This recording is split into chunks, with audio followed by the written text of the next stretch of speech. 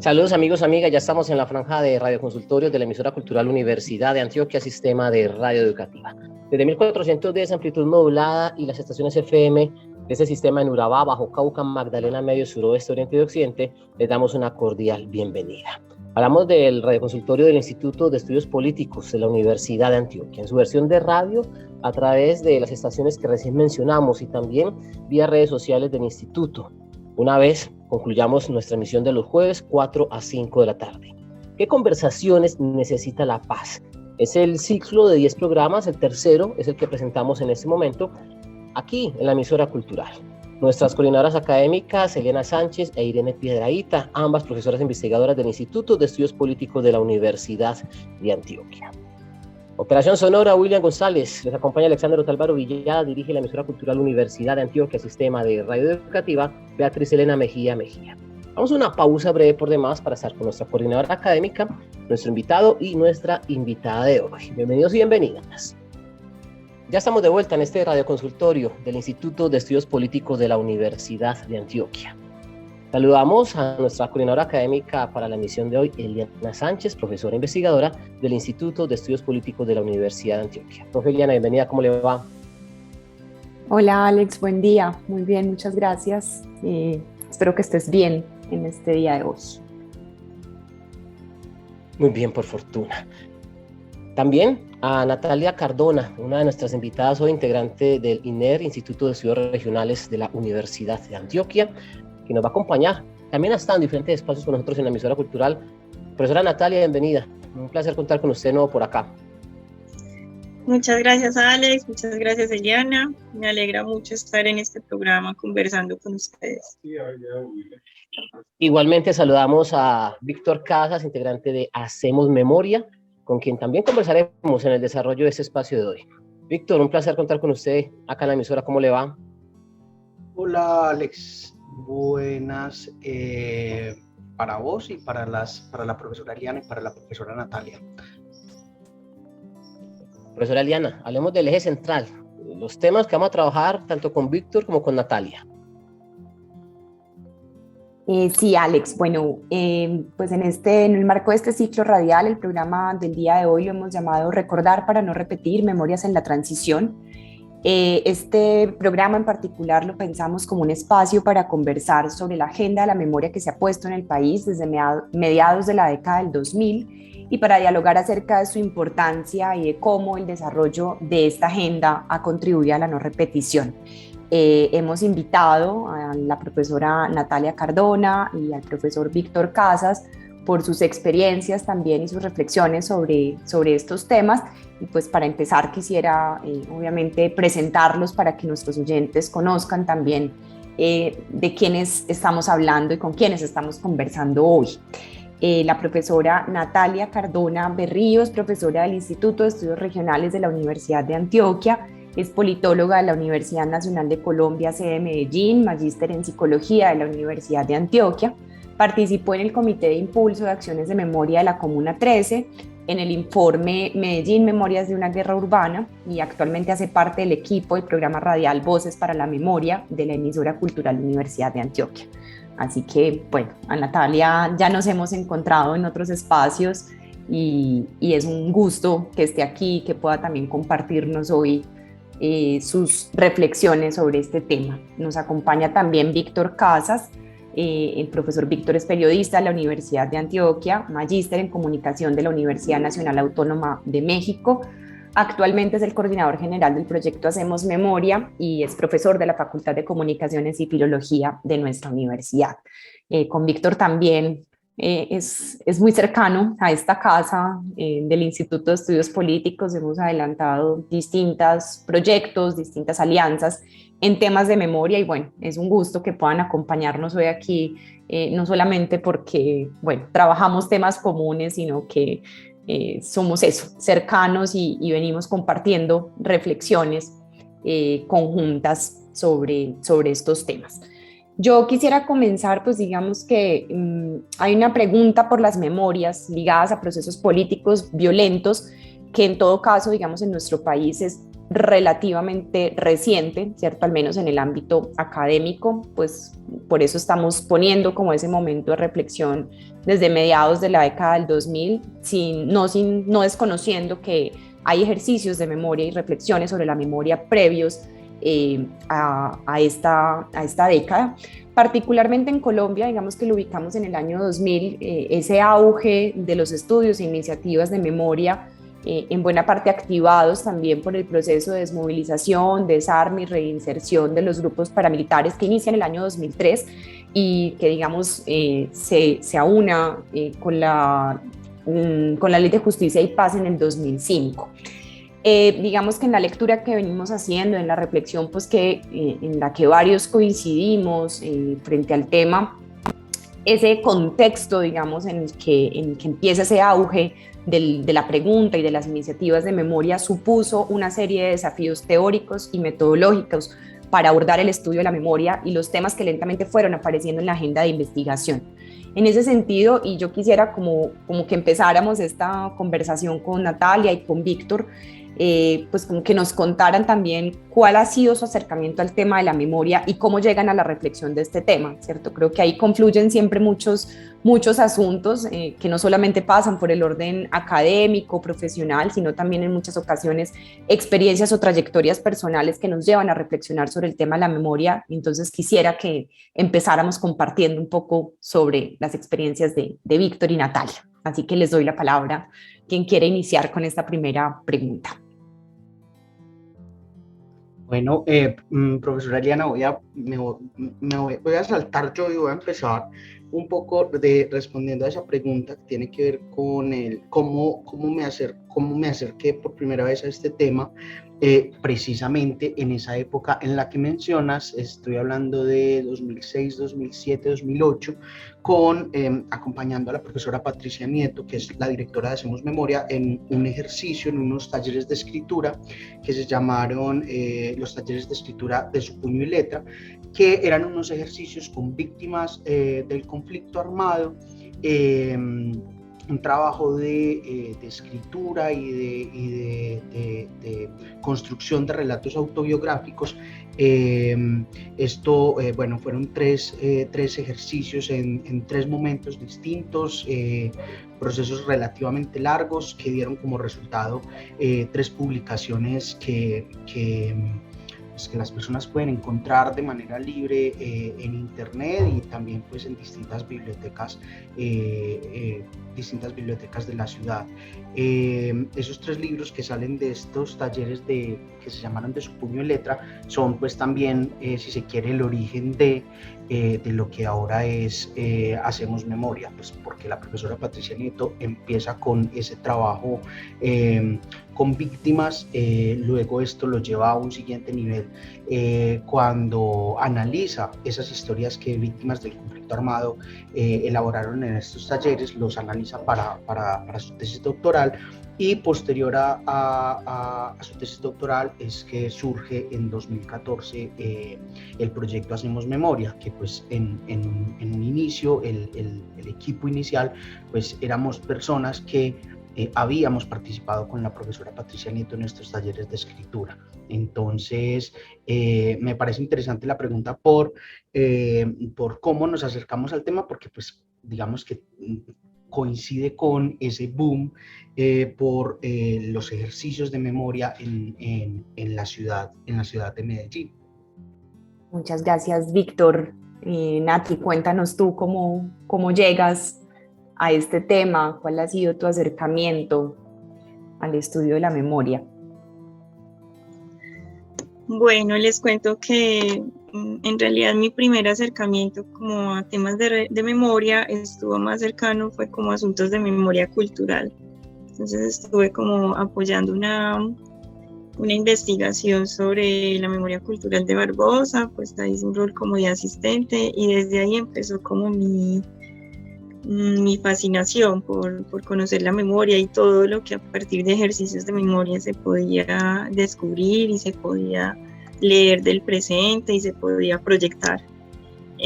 Luego empecé a conocer más sobre asuntos de memoria del conflicto, que ya era un tema que me interesaba muchísimo, que hacía parte como de mis inquietudes personales y académicas.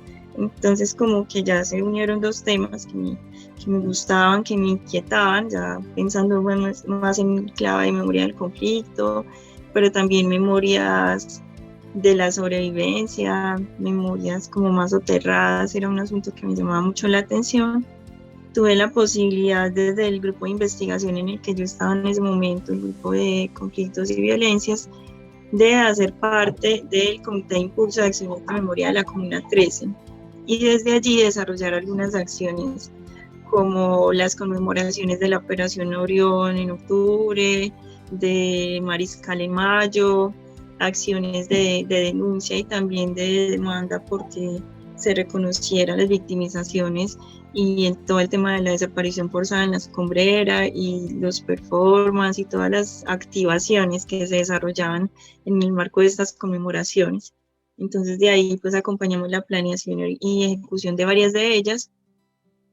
Posteriormente pues me tuve que retirar por asuntos de tiempo y llegó la posibilidad, o más bien yo creo que busqué la posibilidad de estar en el proyecto que era como el Medellín Basta Ya, que dio origen al informe que Eli ahorita mencionaba, Medellín Memorias de una Guerra Urbana, que se hizo pues con la Universidad, Región y AFI, el Centro Nacional de Memoria Histórica.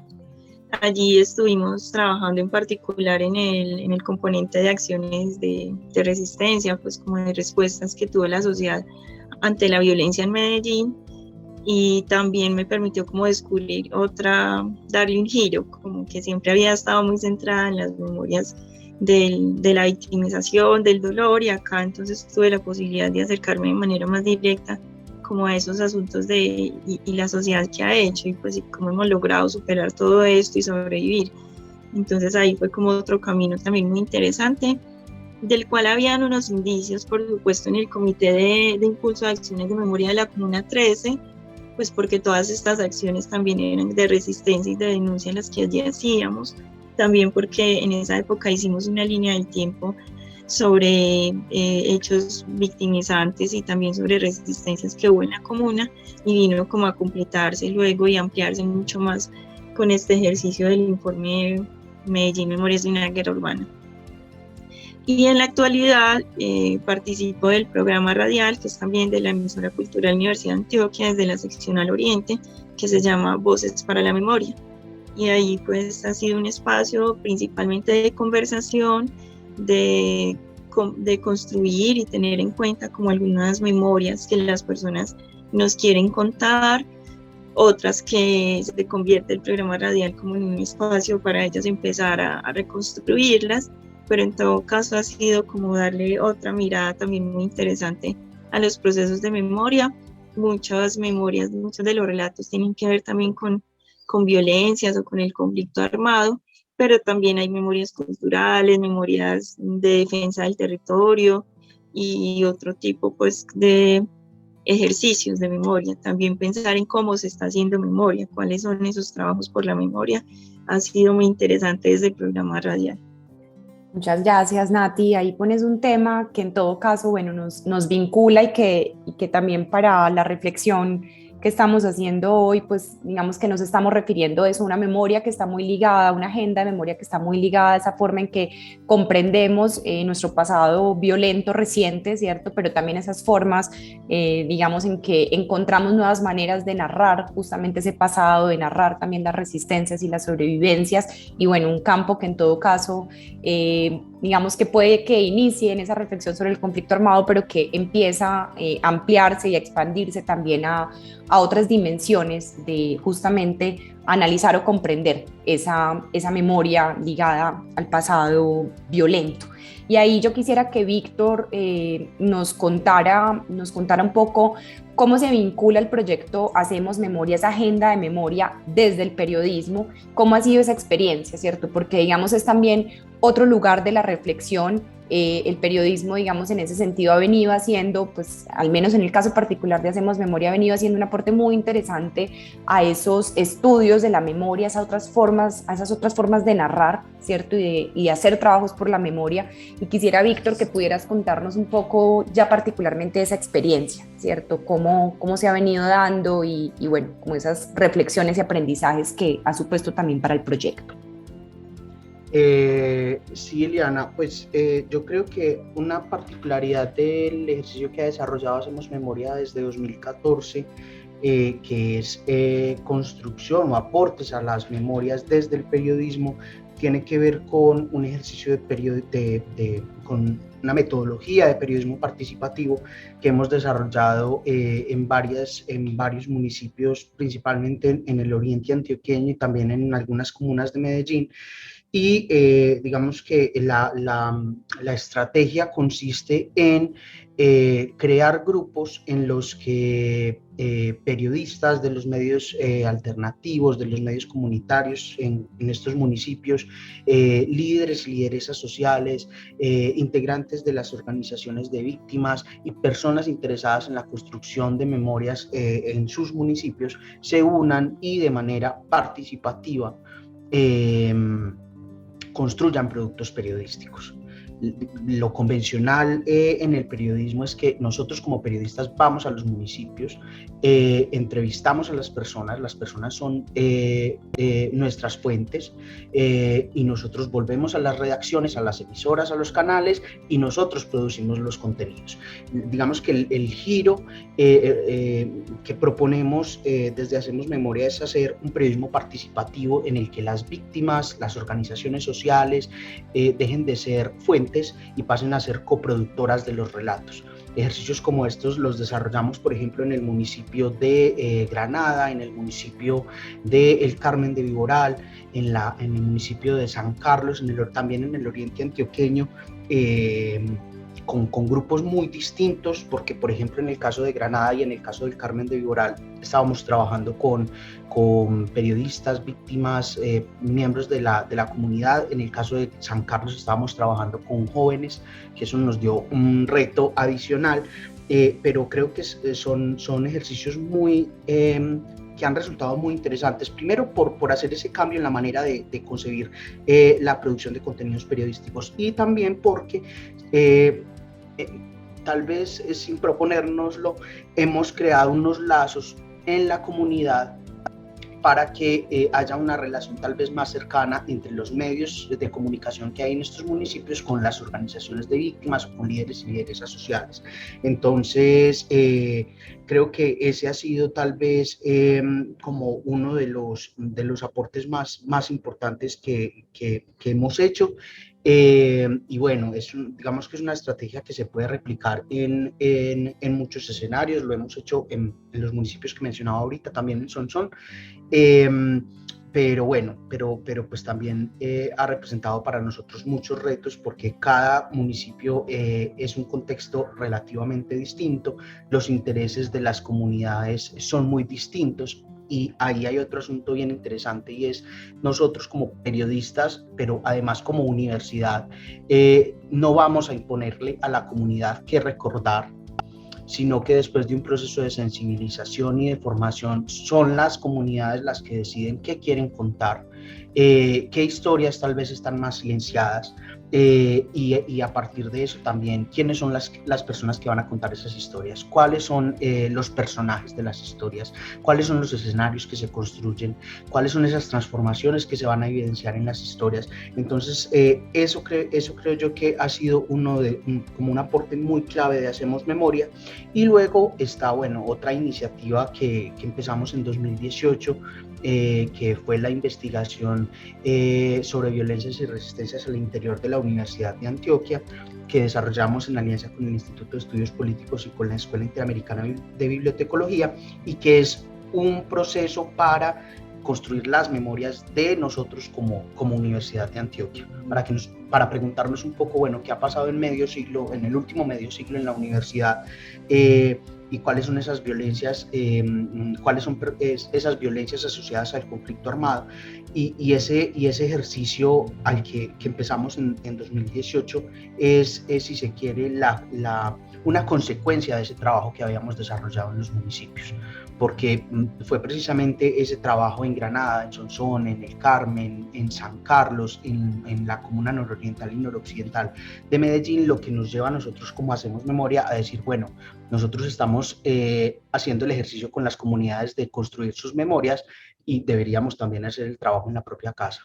Entonces, fue un poco como la consecuencia de ese trabajo en las comunidades lo que nos llevó a hacer el ejercicio dentro de nuestra propia casa, dentro de la universidad, y es un ejercicio pues que sigue en construcción, al igual que los ejercicios que desarrollamos en los municipios. No podemos quedarnos eternamente trabajando en cada municipio, aunque quisiéramos, pero nos interesa al menos como dejar la semillita y dejar unos lazos entre la comunidad para que puedan seguir haciendo ejercicios de construcción de memorias. Gracias, Víctor. Creo que ahí retomaremos más adelante algunos asuntos de lo que ha implicado ese trabajo también con las comunidades. Yo quisiera que en el caso de Natalia, y digamos como ese trabajo que desarrolla hoy desde el Instituto de Estudios Regionales, nos contaras un poco, Nati, pues digamos que hay varios grupos de investigación que han, digamos, trabajado sobre memorias en el país y en el departamento. Digamos que el INER obviamente tiene un sello muy fuerte con esas lecturas territorial, y yo quisiera que nos contaras también un poco desde ahí, desde ese vínculo en la reflexión de memoria y territorio, pues como cuáles lecturas se han hecho, cómo ha sido esa experiencia del trabajo del INER en este tema, digamos, en ese aporte, pues también a la consolidación de esa agenda de la memoria en nuestro país, en nuestro departamento. Bueno, el Instituto de Estudios Regionales ahorita tiene 3 grupos de investigación. Uno es el Grupo de Estudios del Territorio GED, el otro es el Grupo de Cultura, Violencia y Territorio CBT, y el REDSTA, que está relacionado con temas de desarrollo y bienestar. Creo que los 3 grupos desde sus focos de estudio y análisis han tratado temas de memoria, pero en particular creo que son el GED y el CBT quienes más se han centrado en abordar estos temas. O sea, el GED desde los asuntos de los estudios de localidades, pero también en los estudios sobre la guerra, actualmente más en los estudios sobre el espacio y el territorio, y el CBT ha tenido como un abordaje ya desde hace varios años de estudiar la memoria tanto en algunas regiones y municipios de Antioquia como en algunos lugares de la ciudad de Medellín. Hay, digamos, como unos trabajos un poco ya, digamos que icónicos, por lo menos para el grupo, como un trabajo de memoria que se hizo en la Comuna 8, en particular en el barrio de La Sierra, y este es un trabajo muy importante por el vínculo, justamente algo que mencionaba ahorita Víctor, que se estableció con las comunidades. Ese vínculo permitió pues como un lazo y una profundización en la investigación muy importante, además de tener una mirada más urbana, o más bien que transita entre lo rural y lo urbano, porque muchas personas que habitaban allí pues vienen desplazadas de otras regiones más rurales del departamento. También se han hecho trabajos en Sonsón, en El Carmen de Viboral. Entonces, en últimas, yo creo que esos trabajos de memoria que hizo el instituto han permitido mucho que en la actualidad que se desarrollan proyectos de investigación sobre reparación, sobre construcción de paz, sobre reconciliación, se hilan muy bien como estas dos trayectorias, es decir, esos estudios de memorias nos han dejado algunas metodologías, pero también conocimientos, preguntas, formas de relacionarnos con la comunidad que entran a ser muy importantes actualmente en la comprensión que se tiene sobre las posibilidades y dificultades que hay para la construcción de paz, así como para pensar en la reparación y qué implica la reparación en diferentes contextos, en particular este tema de la reparación pues lo hemos realizado en comunidades del oriente antioqueño, y allí una de las pues como metodologías o ejercicios que nos ha servido mucho es como empezar por un ejercicio de memoria con las comunidades, porque eso nos está dando cuenta luego de por qué para algunas es muy importante, por ejemplo, la reparación simbólica, para otras la reparación económica cobra también mucha centralidad, pero a veces esa reparación económica es justamente para darle fuerza a un futuro, que muchas veces hay algo muy particular, y es que el futuro que se sueña en las comunidades en términos de reparación está muy ligado al pasado que tenían antes de la guerra. Entonces es una manera como de reconstruir lo que tenían un poquito mejorado, pero que en últimas es seguir al pasado de lo que les sirve para proyectarse en, bueno, y cómo queremos nuestro territorio, queremos que podamos volver a hacer fiestas, que podamos volver a caminar de noche en la vereda, que podamos volver a hablar con todos los vecinos, a reunirnos en la Junta de Acción Comunal sin que nos retengan en un espacio, bueno, como todo esto que implica el volver a reconstruir, por ejemplo, un tejido social. Entonces, esas han sido como las apuestas, lo que nos ha servido para el instituto este trabajo como de las memorias. Actualmente no estamos desarrollando un trabajo de investigación particular sobre memoria, pero sí, como les mencionamos ahora, está el programa Voces para la Memoria, que se desarrolla también con la Escuela Interamericana de Bibliotecología, la seccional Oriente de la Universidad de Antioquia, el Programa de Desarrollo Territorial, y allí pues ninguno de los que hacemos parte del programa radial somos periodistas, pero sí somos pues como engomados por la radio y engomados por conversar y escuchar historias de diferente tipo. Entonces hay un vínculo ahí muy interesante entre la memoria de defensa del territorio que tienen varias localidades de mi departamento en particular con los ejercicios de memoria. Entonces esos trabajos que hemos hecho, por ejemplo, hicimos uno sobre el traslado del viejo al nuevo Peñol y toda la resistencia que dio la comunidad pues del Peñol para poder tener un pueblo y que no desapareciera su memoria y su historia. Ese ha sido unos programas radiales, una serie que nos ha servido mucho incluso para clases relacionados con desarrollo, gestión territorial. Entonces siguen ahí como habiendo esos vínculos. En síntesis, también hemos visto que el territorio y en especial los lugares son dispositivos de memoria. Entonces, muchas veces al empezar el análisis y la investigación, partiendo desde los lugares, tenemos ahí la fortaleza que de una vez se activa ese dispositivo tan potente que es el lugar para pensar la memoria, y a la vez como la memoria permite reconstruir los lugares. Una pregunta para Víctor, también para Natalia, y frente al trabajo en comunidad. En algunos relatos nos han dicho de la importancia que tiene ser escuchados, como ustedes decían, hacer memoria, y que sean justamente ellos que quieran contar su experiencia. Para ustedes, ¿qué ha sido lo más complejo en esos acercamientos con las comunidades cuando son comunidades en diferentes circunstancias golpeadas por la violencia? Por ejemplo, o temas de resistencia como se acaba de anotar Natalia. ¿Nos pueden hablar un poco, Víctor y Natalia, sobre ese? ¿Cómo es el acercamiento y qué han encontrado en esas personas cuando vamos a hacer un ejercicio de memoria? Vamos a relatar su historia, vamos a contar lo que usted nos quiera decir. Primero la profe Natalia y luego con Víctor también la misma pregunta para enriquecer este diálogo. Gracias, Alexander, por tu pregunta. Depende, yo creo que esa relación con las comunidades y lo que es difícil depende mucho como del objetivo que se tenga de hacer memoria y del relacionamiento previo. Me explico. Hay comunidades que demandan hacer ejercicios de memoria o que haya un acompañamiento en los ejercicios de memoria.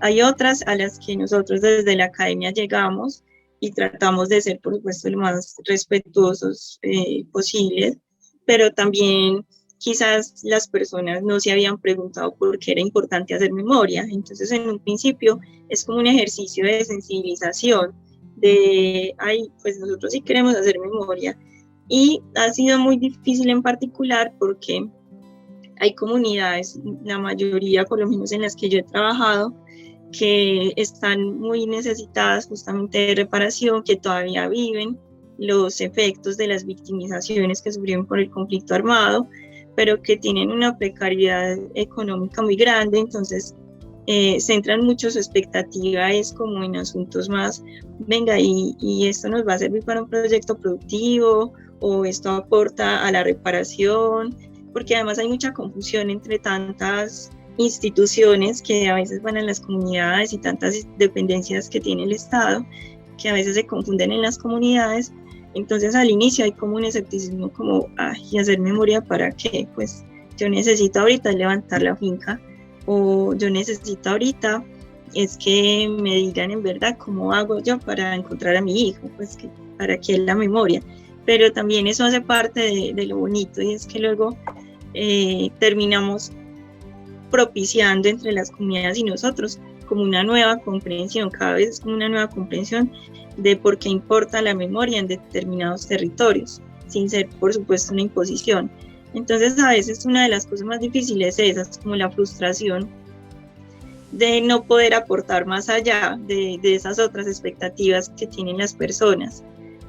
Ese es un asunto. Por otro lado, también hay comunidades pues donde, en particular cuando les conté ahorita que trabajé en el Comité de Impulso de Acciones de Memoria de la Comuna 13, allá pues hay unas organizaciones sociales muy fuertes, unos liderazgos muy valiosos en estos temas, pero a veces hay como un tránsito entre ese dolor personal y luego como esa subjetivación política como víctima, o a veces que incluso lleva a decirle a algunas personas, no quiero que me nombren víctima, sino que yo soy sobreviviente, o yo soy resistente, o soy líder, soy otra cosa.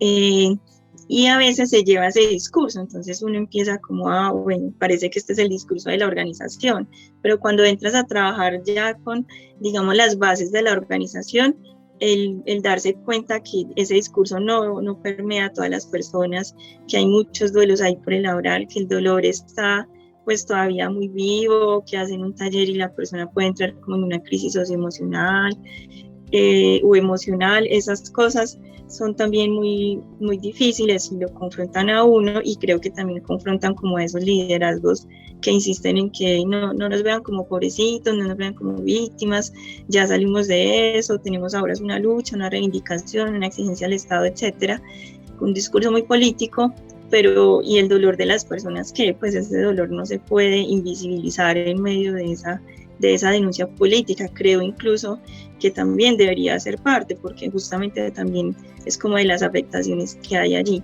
Y el asunto de, bueno, y cuando una persona, que eso también nos lo hemos preguntado en el programa radial, cuando una persona entra como en crisis en medio de su relato, ¿qué hacemos? ¿Hasta dónde podemos llegar?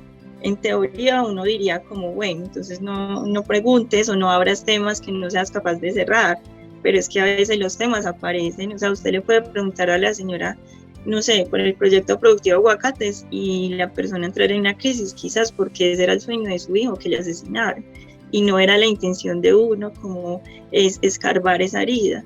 Entonces en últimas hemos como tomado la decisión de pues sí tener como unos criterios y ser cuidadosos con el tipo de preguntas que se hace, y más cuando son como en el programa radial, que no es un proceso largo y que uno sigue acompañando a las personas, sino que es algo de momento, pero también entender que pues que también hace parte de la vida el llorar, el tener cierta crisis, y que también la persona ha tenido sus propios mecanismos para pues como para afrontar esta situación, o dado el caso pues como remitir a personas especializadas en estos temas. Alexander, yo voy a retomar algunos puntos que mencionó la profesora Natalia. Yo creo que hay algo que es bien difícil, y es construir confianza con las comunidades. En el caso de los ejercicios que hemos hecho, que Hacemos Memoria ha desarrollado en municipios como Sonsón, como El Carmen, como Granada, son municipios en los que estuvimos trabajando durante 3 años. y son 3 años en los que se teje una confianza, pero que no es fácil porque cuando se hacen procesos con las comunidades de tanto tiempo, pues hay personas que se van desconectando de los procesos. Entonces, además de tejer la confianza, es muy importante como tratar de mantener a las personas interesadas por los ejercicios que estamos desarrollando, y eso pasa por un asunto que es muy importante, que es el de la sensibilización, que lo mencionaba la profesora Natalia. Bueno, ¿hacer memoria para qué? Entonces yo creo que eso es un asunto clave que puede hacer que procesos a mediano o largo plazo puedan ser menos difíciles. Hay otro elemento que mencionó también la profesora Natalia que me parece muy importante, es el del alcance y el del manejo de las expectativas que tienen las comunidades. Y eso yo creo que nosotros como universidad, en el caso puntual de tanto del INER como de Hacemos Memoria, y cualquier otra dependencia que esté trabajando con comunidades, yo creo que eso es lo primero, explicarle a las comunidades cuál es el alcance que se puede conseguir para no generar de pronto unas expectativas que superan lo que los proyectos pueden lograr. Y por otro, y un último asunto que creo yo que es bien difícil, pero que no necesariamente tiene que ver con las comunidades, sino con nosotras y con nosotros mismos, es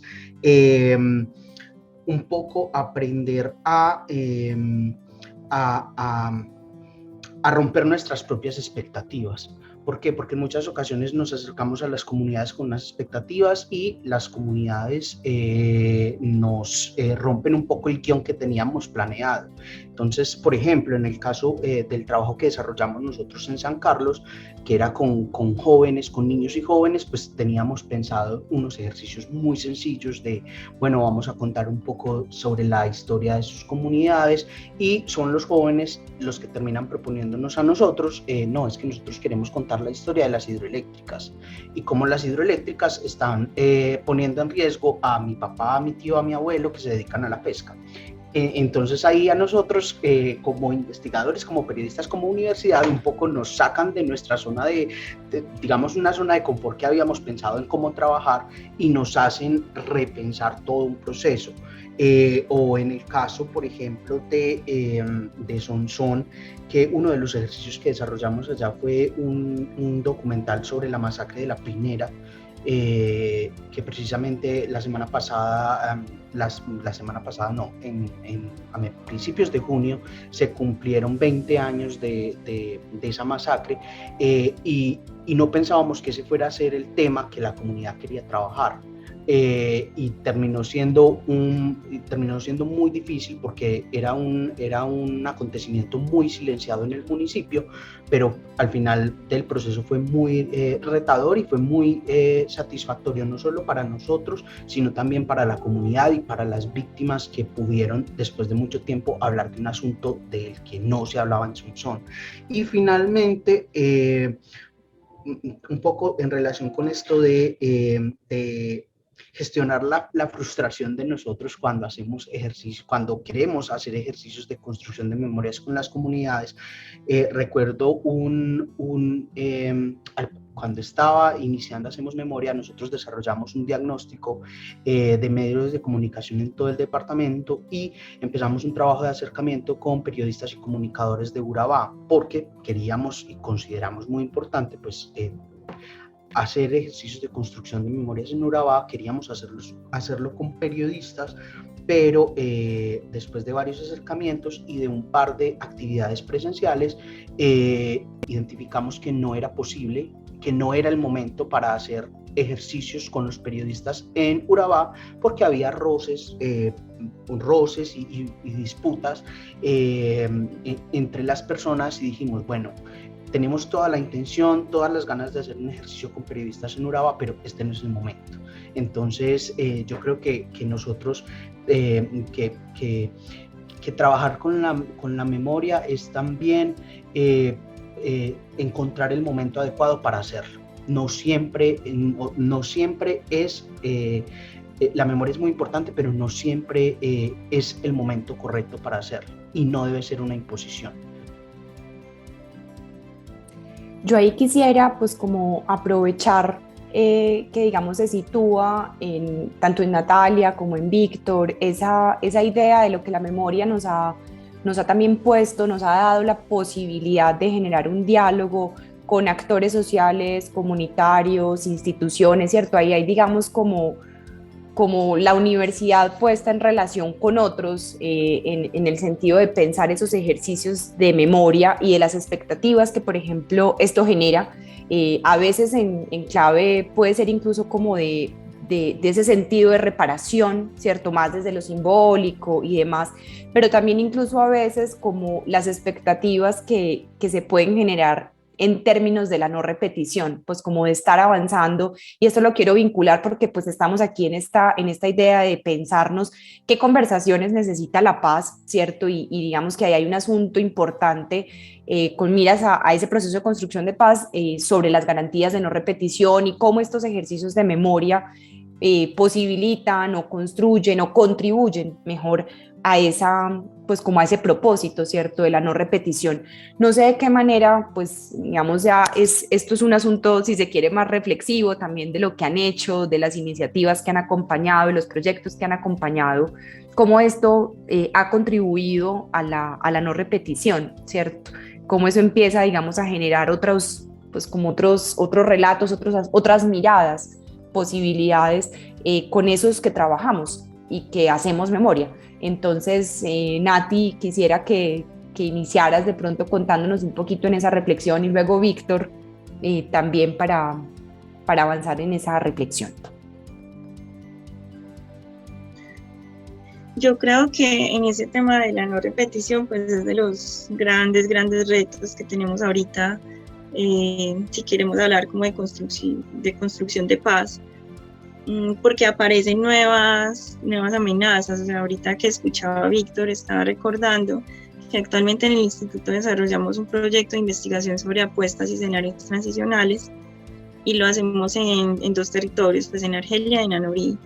En Anorí, por ejemplo, ha sido muy difícil volver a hacer trabajo de campo porque justamente el conflicto, la situación de orden público por estos días ha estado tan álgida que no hemos podido pues volver, no ha sido como pertinente volverlo a hacer. Entonces uno dice, uy, tremendo, pues estamos haciendo un proyecto sobre apuestas transicionales y no podemos ir porque otra vez como que se intensifica el conflicto armado. Y en el caso de Argelia, ahí es donde hago la conexión con lo que nos contaba Víctor, es que en este momento, digamos que en Argelia no hay esa problemática pues de orden público, pero sí hay un conflicto socioambiental y una discusión allí muy fuerte porque quieren hacer varias pequeñas PCH, pequeñas centrales hidroeléctricas. Entonces hay una defensa de los ríos. En particular, nosotros hemos estado acompañando el trabajo por la defensa del río La Paloma, porque las personas también, pues desde su razón totalmente válida y clara para todos, es que ya nos fuimos una vez por el conflicto armado y ahora nos van a volver a sacar porque van a hacer este proyecto acá. Si parte de nuestras garantías de no repetición era que no nos volvieran a sacar de nuestro territorio, como que ahora otra vez nos van a volver a sacar. Aunque la causa sea diferente, pero la afectación para ellos sigue siendo la misma. Nos van a sacar del territorio y acá es donde nosotros ejercemos nuestro saber. Acá, si yo sé pescar, acá es donde pesco, si yo sé cultivar, acá es donde puedo cultivar. Pero además la conexión que tienen con los recursos naturales, que de pronto para una persona citadina no sea tan fácil de comprender lo que significa para un campesino el río La Paloma. Pues que no solo es el sustento, que no solo es quizás el paisaje de una manera un poco más fría o light que nosotros lo podemos ver, sino que es como una conexión con la vida que tienen desde que ellos tienen uso de razón y ven el río como esa conexión con la vida. Y pensar en que hagan una pequeña central hidroeléctrica ahí es pensar a su vez en que van a matar esa conexión que ellos tenían con la vida. O sea, le van a quitar su fluidez y naturalidad al río y por tanto entonces para ellos es como si le estuvieran dando cierta muerte, por decirlo de alguna manera. Entonces creo que el país en este momento se enfrenta ante unos retos muy complejos, pues primero porque el proceso de paz no fue con todos los actores armados, entonces siguen otros que empiezan a copar los espacios y que empiezan a disputárselos y a seguir generando hechos de victimización. Por otro lado, porque también llegan amenazas de grandes proyectos, macroproyectos, ya sea hidroeléctricos o ya sea de construcción de infraestructura, o incluso en algunas regiones del país con el tema del turismo, pero no un turismo amigable con el medio ambiente, sino un turismo como muy arrasador. Entonces, y usted y algunos de nuestros oyentes, pues de quienes escuchan el programa dirán como, bueno, ¿y eso qué tiene que ver? Pues justamente para las personas que viven en estos territorios, esos son amenazas también a su paz y a su tranquilidad. O sea, no solo es el que haya un enfrentamiento armado, sino que esto también va afectando su paz y su estabilidad. Entonces, el hacer memoria nos permite también identificar qué significan los territorios para las personas, qué significa el vivir en uno u otro lado y por qué eso implica una revictimización o no. Pero también deja unos aprendizajes, por ejemplo, en términos del accionar de los actores armados, de cuál debe ser el rol del Estado en estos espacios. Y bueno, ya también hará parte pues de nosotros como sociedad y como academia las demandas que hagamos en ese sentido, lo que tratemos de poner en el escenario público y del Estado también de tomar como las medidas adecuadas.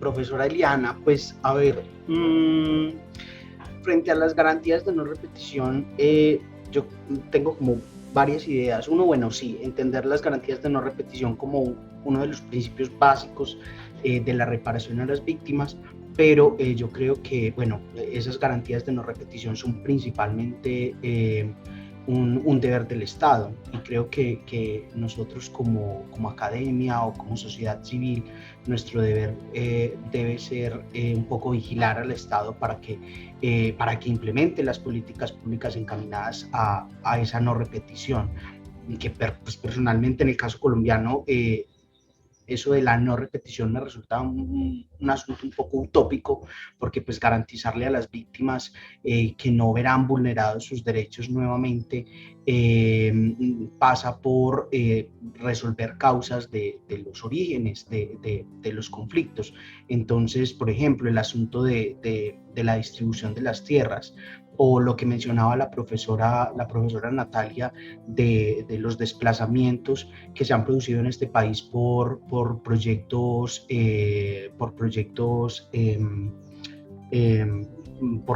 productivos de la nación, como las hidroeléctricas. En el caso puntual del oriente antioqueño, que lo estaba mencionando la profesora Natalia, pues una de esas razones de la conflictividad y de la llegada de actores armados fue precisamente proyectos como las hidroeléctricas, como la autopista Medellín-Bogotá, como todos esos proyectos de desarrollo, si se quiere, de la nación. Y entonces estamos 30, 40 años después con unas poblaciones nuevamente amenazadas por proyectos que pueden ocasionar no solo que se vean obligadas nuevamente a desplazarse, sino que también pueden provocar la llegada nuevamente de actores armados. Entonces, es un poco en relación con las garantías con la no repetición. Respecto a la pregunta a la que invita este ciclo, que es ¿qué conversaciones necesita la paz? Yo creo que la paz necesita conversaciones incómodas. Y conversaciones incómodas como, bueno, venga, llevamos cuántas décadas esperando la reforma agraria. O venga, ¿cuáles han sido los intereses de terceros no armados en los territorios que han provocado asuntos como los desplazamientos masivos durante décadas? Entonces, un poco, si me tocara resumir y responder a esa pregunta con que mencionaste hace poco de, bueno, ¿Qué conversaciones necesita la paz? Tal vez una respuesta sea esa, conversaciones incómodas. Y hay que darlas, porque cuando esas conversaciones incómodas no se dan, pasa lo que ya ha ocurrido en otros países, en otros continentes, en España, por ejemplo, que estuvieron con un silencio durante décadas y bueno, esos silencios tarde o temprano terminan por romperse y las sociedades terminan enfrentándose a esas discusiones que dejaron postergadas. Bueno, los dos mencionan algo que creo que en todo caso es importante, pues digamos como sentar ahí en este escenario de reflexión sobre la memoria, y es en todo caso pues que estamos haciendo trabajos por la memoria en un país en el que persisten distintas formas de violencia, ¿cierto? Y en ese sentido eso nos supone unos desafíos y unas implicaciones académicas, éticas, políticas diversas, ¿cierto? Digamos que eso pues lo estamos viendo desde eso, desde ese boom de la memoria y lo decía ahorita la profe Natalia, lo parcial que ha sido la negociación, digamos, del conflicto armado, porque pues no ha involucrado a todos los actores. Y bueno, digamos que hay, digamos, unos asuntos también de violencias estructurales que aparecen en el escenario y que no se han saldado, que son, si se quiere, también deudas pendientes. Bueno, ahí es como que hay un cruce, ¿cierto?, de capas de violencias, de historias, de especificidades también en los territorios que hacen que en todo caso esos trabajos por la memoria se enfrenten a muchos desafíos, ¿cierto?, y a muchos retos. ¿Cómo podemos extraer lecciones o aprendizajes para el presente de esas historias que en algunas, casi que en la mayoría de los casos, en todo caso son experiencias o historias de dolor, ¿cierto? Pero también lo subrayábamos ahora, también hay unas experiencias, unas trayectorias de resistencias, de sobrevivencias. En todo caso, todo eso, digamos, confluye en lo que nos ocupamos desde este campo de estudio de la memoria. ¿Cómo cómo extraemos esas lecciones o aprendizajes para el presente, ¿cierto? Porque en todo caso, y creo que ahí también hay como un elemento que es importante destacar, señalar, y es que pues hacemos trabajos de memoria en el presente, desde el presente, ¿cierto? Desde el presente es que visitamos ese pasado. Entonces, ¿cómo ponemos, digamos, eso ahí? Pues finalmente en este presente. Nati, en esos ejercicios y experiencias que han tenido en esas iniciativas, ¿cómo poner eso ahí, en presente? Yo quiero empezar a responder esa pregunta, pues como contándoles algo que me ha tenido muy, muy movida en los últimos meses y en especial esta semana, y es pensando en temas que han afectado a la sociedad, como por ejemplo el secuestro. Pues, y en esta semana, porque justamente la JEP desde antier está en las audiencias de reconocimiento por el tema de secuestros y los ha dividido en diferentes modalidades, ¿cierto? Y hay algunos relatos, yo creo que también es muy importante en esas memorias escuchar a los excombatientes. A propósito de esos asuntos incómodos y esas conversaciones que hay que tener, creo que es muy importante escucharlos también a ellos. Y sus relatos y también su sentir ahora que han dejado las armas y que se enfrentan como con otras condiciones. Una de las cosas que a mí me llamaba mucho la atención al escuchar a algunos integrantes de lo que era el Estado Mayor de las FARC, Mundo Central, Estado Mayor, uno de ellos mencionaba, es que la guerra nos obnubiló tanto que nosotros no dimensionábamos ni sentíamos que estábamos haciendo tanto daño a la sociedad con el secuestro. Era como un asunto de que él es nuestro enemigo, el ejército, el bando contrario es nuestro enemigo, o en el caso de la lucha de clases y los secuestros, por ejemplo, por extorsión, es que él es de otra clase social y también se vuelve nuestro enemigo de la oligarquía contra la que tenemos que resistir, etcétera. Pero ese volverlo enemigo era como también desdibujarlo de su humanidad. Y al desdibujarlo de su humanidad se incurren en una serie de prácticas pues totalmente inhumanas, de tortura, de degradación, de mucho dolor, no solo para quienes están allá, sino para quienes están afuera. Entonces yo los escuchaba a ellos y sentía como como que es increíble que es estar dentro de la guerra haga tan difícil entender que hay otro dolor, ¿cierto? Como que hay otro que sufre. Pero a la vez decía que bueno que los grupos que siguen en la guerra empezaran a comprender esto, a dimensionar esto que por lo que están pasando estos hombres que ya están como en ese tránsito de dejarlas, pues dejaron las armas, pero de reincorporarse por completo como a la sociedad en general. Entonces creo que es importante escucharlos y que otros grupos que siguen en armas los pueden escuchar, pero también la sociedad en general, porque hemos visto pues lo dividida que está nuestra sociedad, hemos visto el efecto tan grande que ha tenido el odio que se ha sembrado pues en muchos colombianos, o el miedo, o en ocasiones las dos emociones. Entonces hacer memoria también yo creo que nos posibilita empezar a dimensionar las cosas como en su proporción, y también desde la perspectiva de quienes lo vivieron, porque a mí me sorprende que muchas veces encuentro más odio en una persona de la ciudad que quizás no tuvo una afectación directa que en las propias víctimas. Entonces, a propósito de construir paz y de pensar en posibilidades, por lo menos de escucharnos con respeto, de aceptar diversidad, de aceptar que hay unas personas que quieren volver a reincorporarse en la sociedad, es clave entender esos diferentes relatos y esos diferentes, pues como sentires, si se quiere decir. Y ahí yo creo que la academia tiene un papel clave, o sea, por ejemplo, en las garantías de no repetición yo estoy de acuerdo que esa es una tarea del Estado, pero yo sí creo que nos debemos hacer unos cuestionamientos, porque también nosotros tenemos unos temas incómodos que no hemos tratado. Y es también el rol de algunos actores dentro de las universidades, las afectaciones que las universidades han sufrido, que hacia el resto de la sociedad no son tan conocidas y creo que deben conocerlas, incluso por el estigma que se tiene hacia las universidades públicas. Pero me sorprendía mucho hace algunos meses que escuchaba los resultados de una investigación sobre secuestro de una profesora de AFID, y ella decía que cuando ella hizo el estado del arte no encontró en las universidades públicas ni una sola investigación sobre secuestro. Y yo creo que eso nos está diciendo algo como academia, pues porque hay temas que dejamos pasar como de largo y hay otros sobre los cuales sí abundan la información y las investigaciones. Entonces es eso, es un asunto de tener una mirada comprensiva del conflicto, que tenemos que luchar también para que no se vea como justificatorio, o sea, que escuchar al otro, escuchar los elementos de comprensión justamente de por qué se originó, de por qué sus formas, de qué implicó, de qué generó.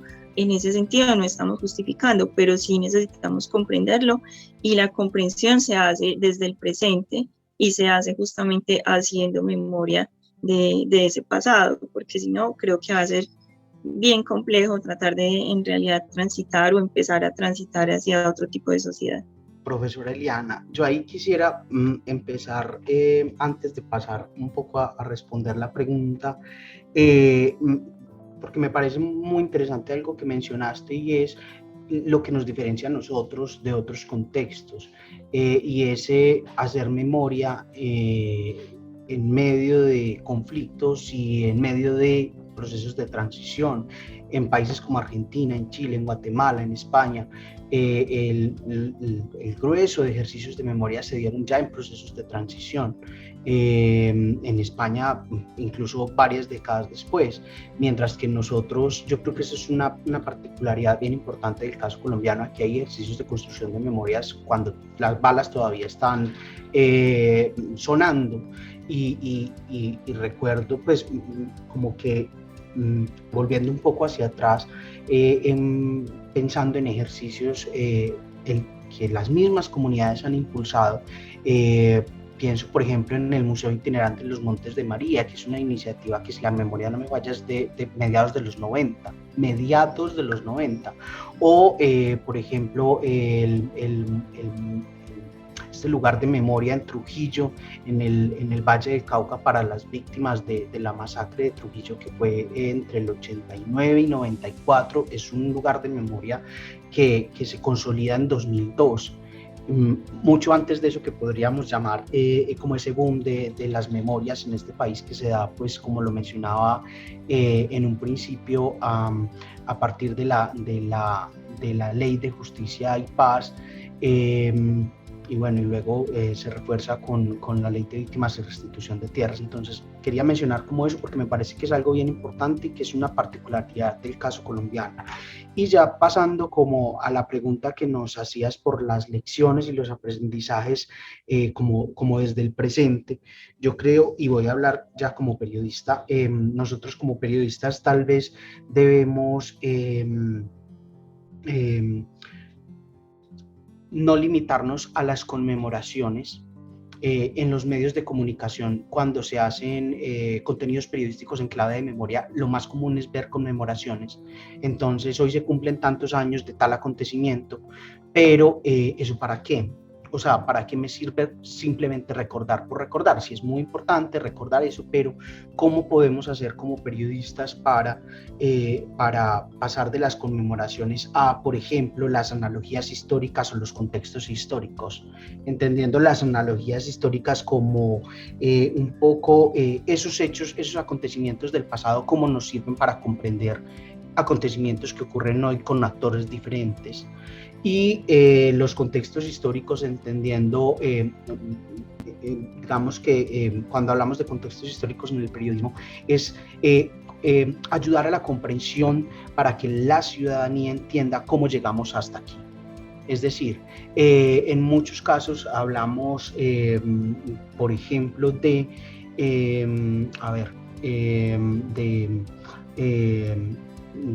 por ejemplo, de los ataques a líderes y lideresas sociales en tal sector del país, pero como periodistas nos limitamos a eso y somos incapaces o no incapaces, también es un poco cómo funcionan los medios, desafortunadamente, pero como que no somos capaces de crear la conexión entre locales, no creamos unos contextos para que la gente entienda los acontecimientos más allá del hecho concreto, y tampoco estamos teniendo la capacidad para, como lo decía ahorita, hacer analogías de esos hechos del presente con hechos del pasado. Entonces yo creo que eso es pensando en el presente, creo que eso es un reto que desde el periodismo tenemos. Víctor y por supuesto Natalia, gracias por acompañarnos. Tenemos muchos más temas pendientes, pero lamentablemente apenas disponemos de una hora. Lo que sí es muy importante para nosotros contar con esas voces, no solamente de la universidad, sino que ustedes nos traen voces justamente de los territorios, que es un eje fundamental del trabajo que se está articulando también en el Instituto de Estudios Políticos, con una serie de trabajos que se han hecho o se han comenzado en regiones que tienen desarrollo también en Medellín sobre qué conversaciones necesita la paz. Víctor, gracias por acompañarnos, un abrazo a la distancia y por supuesto, pues tendremos oportunidad de seguir conversando. Alexander, muchas gracias a la profesora Natalia y a la profesora Irene por la invitación, y a la profesora Eliana que nos acompañó moderando la sesión de hoy. En efecto. Natalia, un abrazo. Bueno, Natalia es de la casa, entonces en cuestión de días con seguridad estará por acá de nuevo. Que esté muy bien, Natalia. Muchas gracias, Alexander, Eliana y Víctor. Un gusto estar acá. Hablamos en este espacio de la emisora cultural Universidad de Antioquia, Sistema de Radio Educativa, de Natalia Cardona desde el INER, Víctor Casas desde el proyecto Hacemos Memoria. Nuestro acompañante es hoy nuestra coordinadora académica en la emisión de hoy, Eliana Sánchez, a quien le agradecemos, profe. Nos reencontramos en el siguiente capítulo, en el cuarto, que tendremos en una semana.